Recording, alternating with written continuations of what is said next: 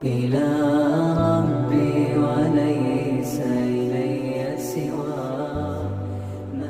আরে ভাই, তুমি মনে হয় চশমা কিনছো? জি ভাই, চশমা কিনছি। কেমন লাগছে আমাকে? ভাই, তোমাকে মনে হয় সুন্দর দেখা যাচ্ছে, পুরো সাকিব খানের মতো দেখা যাচ্ছে। এই যে ফাহিম, তুমি কি বললা ওকে এটা? তুমি বললা যে ভাই তোমাকে অনেক সুন্দর লাগছে, নায়কের মতো দেখা যাচ্ছে। যে তুমি যে সাকিব খানের মতন বললা নায়ক, ও কি ভালো? ও কি সওয়াবের কাজ করে? তুমি ওর উদাহরণ দিলা। ও একজন হাবেশাক মানুষ, ও একজন হুজুর মানুষ। ওরে তুমি উদাহরণ দিতে পারো? ভাই মাশাল্লাহ, তোমাকে অনেক সুন্দর লাগছে। তোমাকে আব্দুর রহমান সুদাইসির মতন লাগছে, তোমাকে কাবার ইমামের মতন লাগছে, তোমাকে ওরকম বড় হুজুরের মতন লাগছে, আলেমের মতন লাগছে। সে উদাহরণ দিতে পারো, ভালোর সাথে ভালো উদাহরণ দিতে পারো। ও একজন ভালো মানুষ, আবশ্যক মানুষ।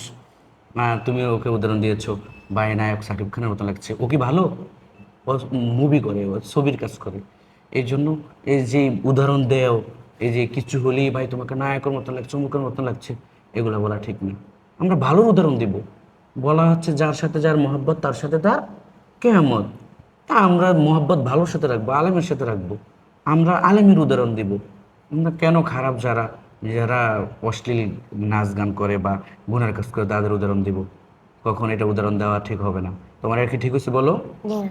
আর কখন এই ধরনের উদাহরণ দিবা? জি না। তাহলে কি বলতে হবে?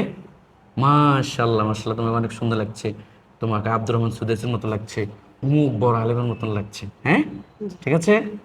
আচ্ছা, ঠিক আছে।